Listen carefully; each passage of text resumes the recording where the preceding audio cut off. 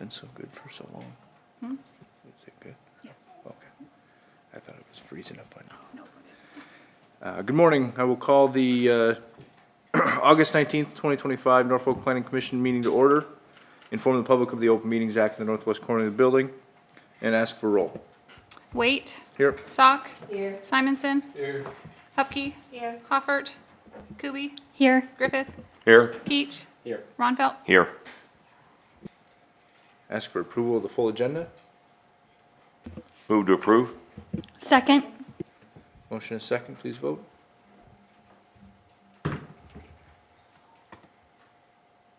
All commission members present voting in the affirmative. Motion carries. Consideration of approval of the minutes of the August 5th, 2025 Planning Commission meeting. I'll move to approve. I second. Motion is second.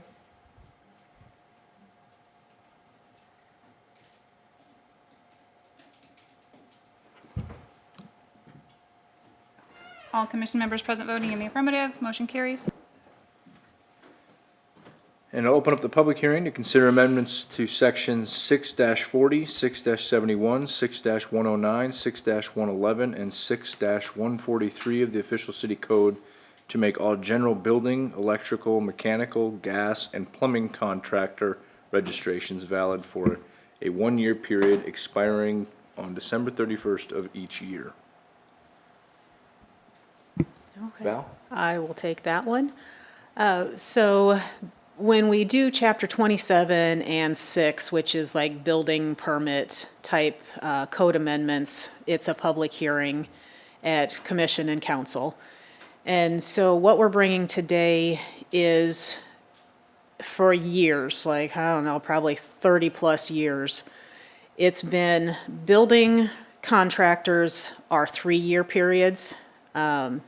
And they're 150 if you register at the beginning of all 3 years, then it's 100 if you come in at year 2, it's 50. So it's essentially $50 a year. We're not planning on changing the actual rate of them. It's still going to be 50 a year. And same thing with plumbing, mechanical, and electrical. Plumbing, mechanical, they've always been 1 year, but we are removing the requirement in here that they get little written cards, hard copy cards, and electrical's been 2 years. We are going to the new permitting system that is online, so all electrical, and trying to make the programming and coding as easy as possible for everybody.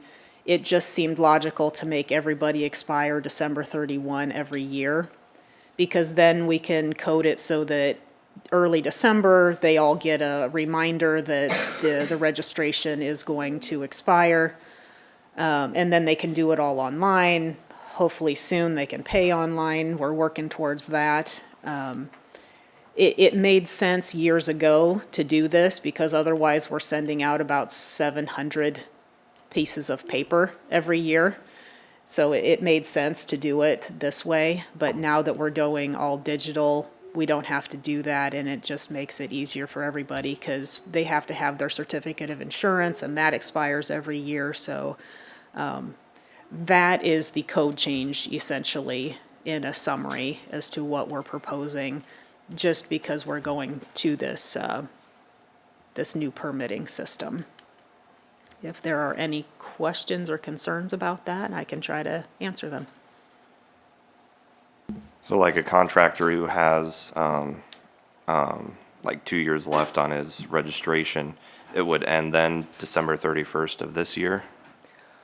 Well, luckily, the general contractors are expiring. Their 3-year term is expiring this December. Oh, okay, gotcha. So we can at least catch all the building ones, which we have, I don't know, probably 400 of those alone. The plumbing and mechanical, I said, anyway, expire December 31st. The only one that we need to code in there would be electrical because they just re-upped for this year. So they would go through December of '26, and then they would start rolling into every year thereafter. So the contractors, as of now, do have something that they have to renew every year with us. So this wouldn't be like a major change since they do have something. Plumbing and Every year? mechanical, it wouldn't change on. It Okay. would just be the general building and the electricals, Okay, yeah. thank you. But in the long run, it's the same cost. It's whether you pay it all up front or you pay the same amount per year, Okay. yeah.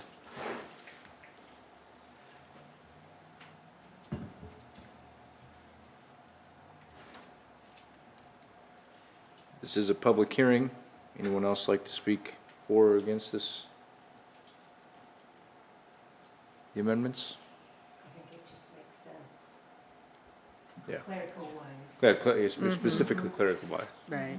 And saving paper. 700 stamps and Yes. Uh-huh. price of those aren't going down at all. Seeing none, I'll close the public hearing. Open for discussion. Yeah, much like of the conversations already had, I think that's, makes sense. I guess one question. Is it more labor intensive if they're going from a three-year renewal down to a one-year renewal? Does that make it harder in any way for the city or the contractors? It shouldn't.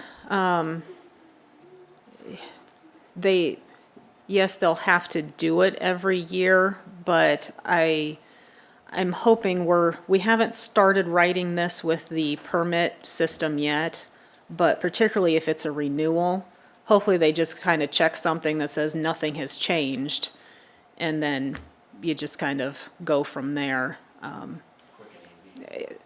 That's our plan anyway, yeah. Yeah, And I like think once said, their information is in initially, and we're gonna pull the current ones in, once their information is in, I think the renewal process should be fairly simple. Well, it'd lower the upfront costs for new contractors. Yeah, because there Getting are permitted some first. that, maybe come into town and do one job, and Yeah. if they happen to be on that front end, they have to pay $150, As and they do opposed to the one 50. job, yeah.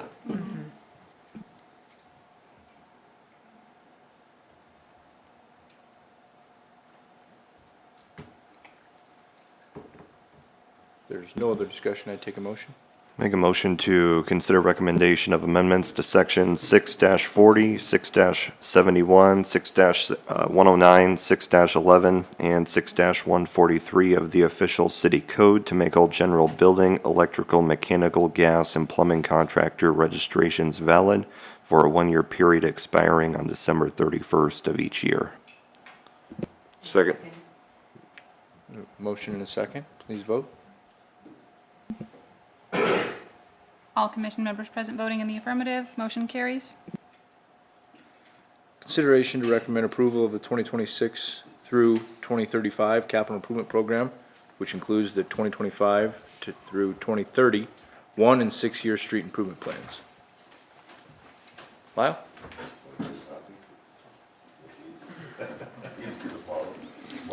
Good morning, commissioners and staff and citizens. My name's Lyle. I'm the operations guy for the city of Norfolk, and come to you today to talk about the CIP. I think it's in your packet I didn't print it out of the packet, so if you can see it I on the have a screen. couple up here, but otherwise they're on the screen. Oh, okay. We can do this however quickly or slowly as you want. I'll give you the kind of the brief overview. You can reference to the CIP, and if you want to get in the weeds on something, hopefully either I can answer it or maybe Stephen can answer it.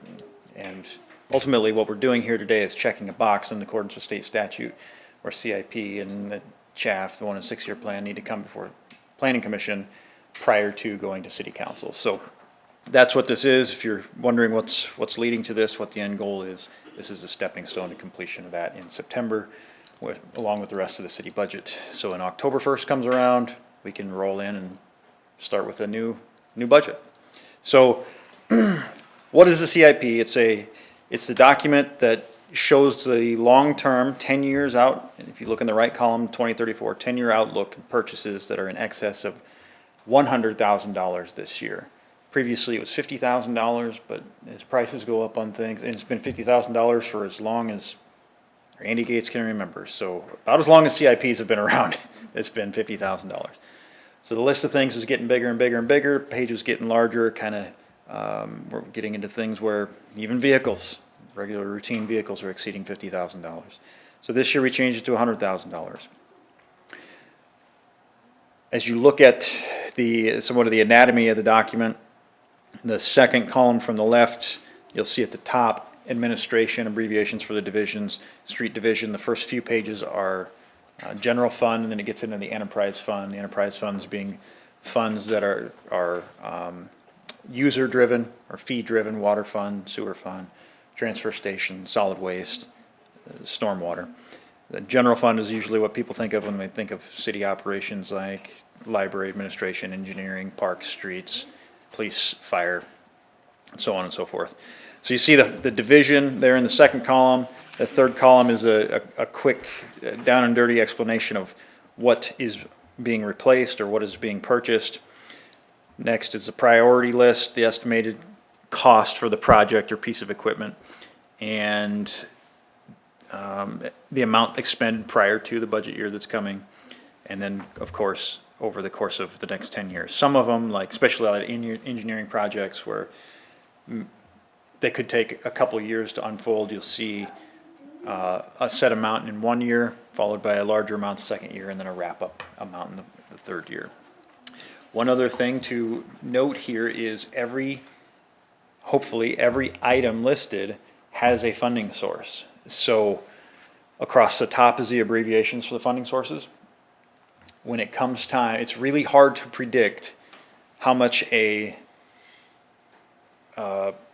snowplow is going to cost 10 years out. Is that, or a fire truck or an ambulance, anything along those lines?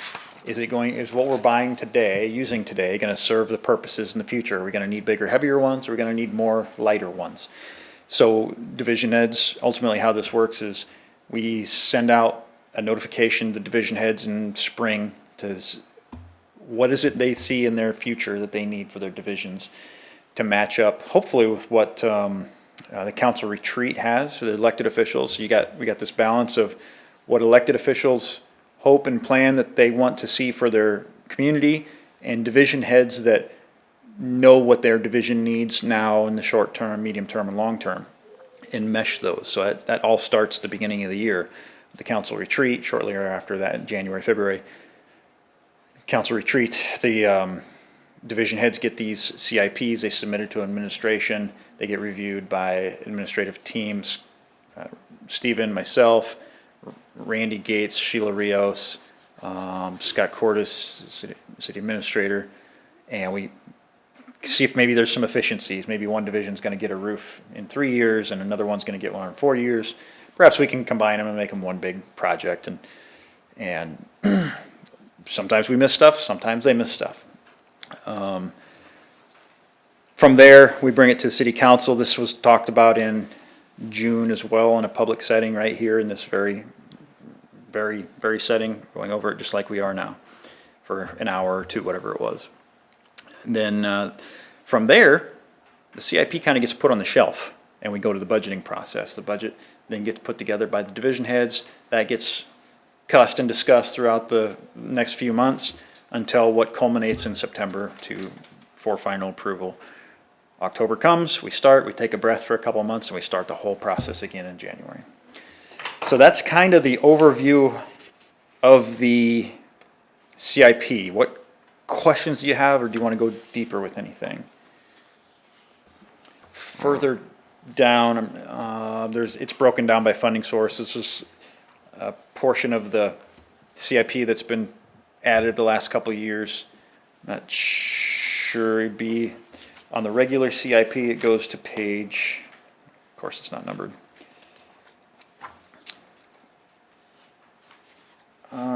The one that says page 1 at the bottom, that one right there. So you can see the breakdown by funding source. Other ones, the previous 9 pages or whatever they are, it was by project, by division, and then project. From there, it's broken down by funding source. So if you're wondering, where does the Keno money go? That's where you can go to find everything that's Keno related.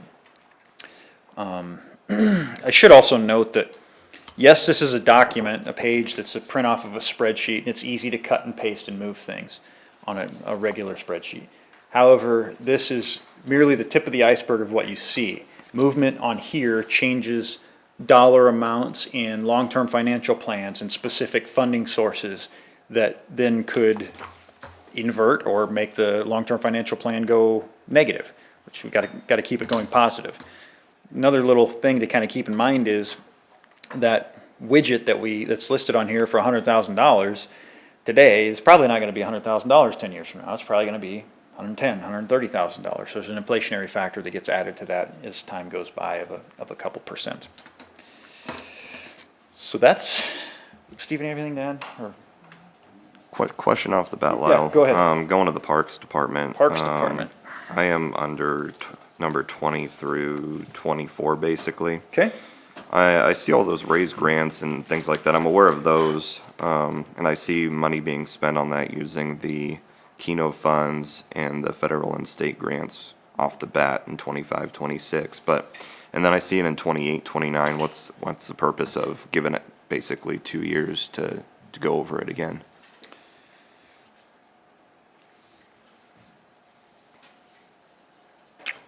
so in lines basically 20 through 25 in parks, 20, excuse me, 24, yeah. 24. We're looking at multiple, the raise grant is a big thing. I think Yep. that, as you look at the description here, US 275 crossing Fifth Street to Northwestern South First Street, crossing 275 crossing Fifth Street to Northwestern. You can kind of, if you envision a map, you can somewhat it all connect the together. dots from south to north or north to south, however you wanted to go. And then, okay, go ahead. So, these big federal grants usually come in two chunks. Right now, we've applied for and received the planning grant. And so, we're in the process right now of going through selecting an engineer, and then we'll go through the planning process, which takes us to about 60% design, and about 60% what we call a NEPA permit, which is a Environmental Protection Act permit. After that, then we will apply for the implementation grant. So the planning grant is like 2.1 million. That's in the bank. We've got that grant. We're going out. We're currently working through the various agreements with the DOT, and we'll be going out to hire a consultant this fall. So that's the planning grant. What you see then is a period of time where once the planning grant's done, now we have to submit for an implementation grant. That'll take about a year to figure out whether we're selected for the implementation. It'll take about a half a year to get through all the various agreements and everything, and then we would start working on the actual implementation design. Probably take, I expect that'll be about a $25 million ask. It's a fairly large grant. So it'll take about a year to go from 60% to 100% design. Could take a half a year to a year to get through the rest of the permitting process, advertise, and it's probably about an 18 to 24 month build. So that's why you see it. I knew I was missing something. I just couldn't remember why it was 1 and then 2 year period.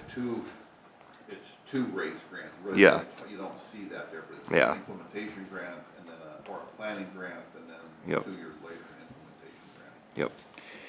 Thank you, Steve. That's a good point, because like I said, this is our best guess of the next 10 years. As time unfolds, October 1st, October 2nd, we could find out information that changes a project. So next year, as we go through this process and as time gets closer, we can fine tune the amounts that get allocated in each year. So it's a dynamic document. The other thing you'll see here, since we're talking about this, is you'll see these exact same line items in the city highway allocation fund.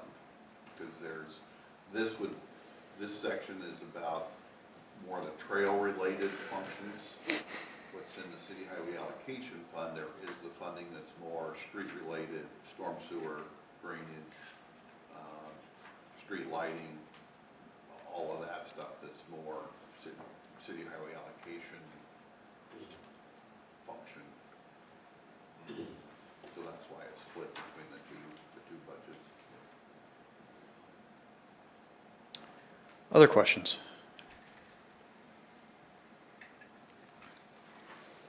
Thank you. Just more a general comment is from being on this commission for the last many couple years here, I guess.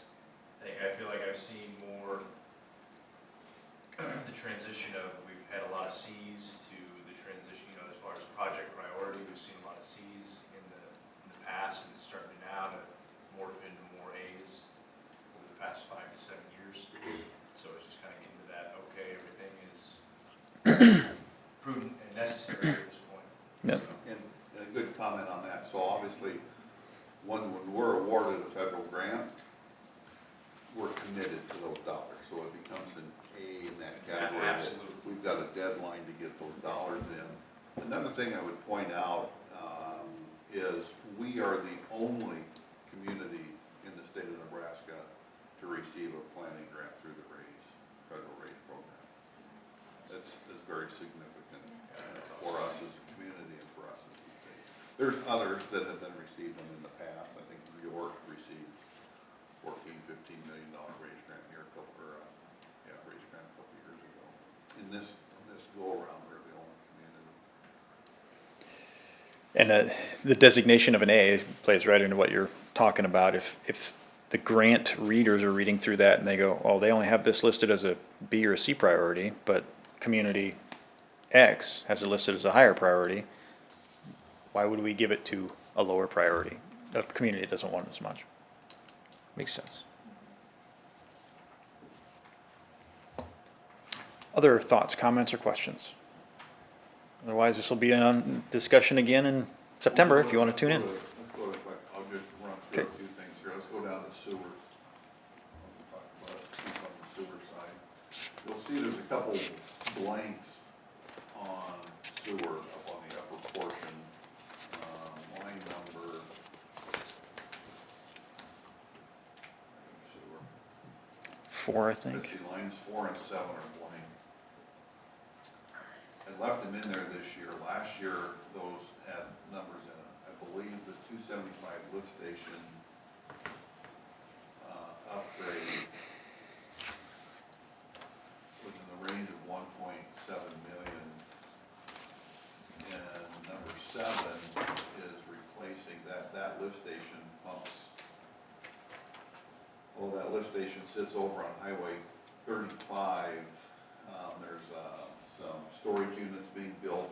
They're kind of hidden behind a white fence a little bit south of the roundabout. So that's where that 275 lift station is. That lift station pumps into a force main and pushes the sewer west underneath the levee over towards Chestnut. And then from Chestnut, gravity feeds down to the sewer plant. If we were to upgrade the 275 lift station, the only reason we would do that is because the Highway 35 lift station or Omaha lift station is going to be postponed for a long period of time. But if we do number 4 and we upgrade that, that forces us to upgrade the big sewer on Chestnut that runs south all the way down to Monroe. And that was about 3.4 million. So between 4 and 7, that's about 5 million. Well, when we look at 5 and 6, 5 and 6 and 4 and 7 still are a short-term solution. Once 5 and 6 do go in the ground, whether that's in 27, 28, 29, or way out in 30 somewhere, we would be sinking $5 million into the system that either when the Omaha lift station goes in is no longer relevant. So what we've done is we've structured the Omaha lift station here in 28, 29 along with the Highway 35 interceptor, which is the pipe, the sewer pipe upgrade that carries that sewer down to the Omaha lift station. That's about 10 million there all in. So we're prioritizing those two, saying it makes more sense to put in the long-term solution and salvage the $5 million that we would lose as a part of the short-term solution, if that all makes sense. All that, why spend 15 if we can spend 10? And 10 is the long-term solution. Makes sense. Carrying next year will drop those line 4 and 7 will drop off.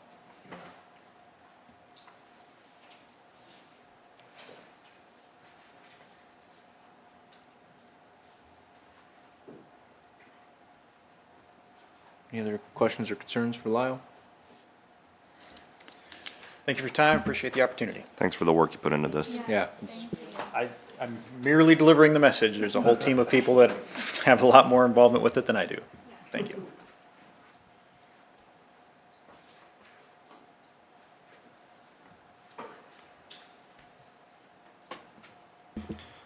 I'll make a motion to consider recommendation of approval of the 2026 through 2035 capital improvement program, which includes the 2025 to 2030 1 and 6 year street improvements plan. I will second that. And thank you. A motion and a second. Please vote. All commission members present voting in the affirmative, motion carries. And Val with the July 2025 building permit report. Okay, so for July 2025, single-family detached, we did get 2 new ones in. And so presently, we are at 38. Last year, we were at 46. Duplexes, we got in a new duplex, so we have 2 duplexes, 4 units. As of last year, at this time, we had 1, so 2 units. No new multifamily, but we're still way ahead with 166 units of multifamily this year versus 30 last year. Did get 2 new single-family attached, and that must be the popular thing to build this year because we're at 18 this year versus 4 last year. And then building valuation, we're still about $40.5 million higher than last year for valuation. Thank you, Val. Any other open topics or concerns? Seeing none, I'd take a motion to adjourn. So moved.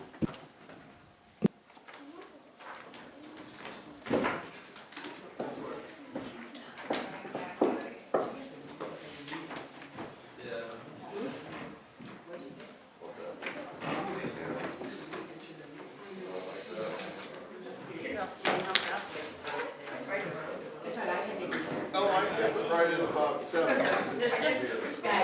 But there were some areas where you had to slow down. Well, I was northbound on First at like, well, you couldn't see going down. If there wasn't a car in front of me where I could see some headlights, and you kinda gotta get everybody spaced out about 500 feet. And everybody can see everybody's lights, and you just kinda try and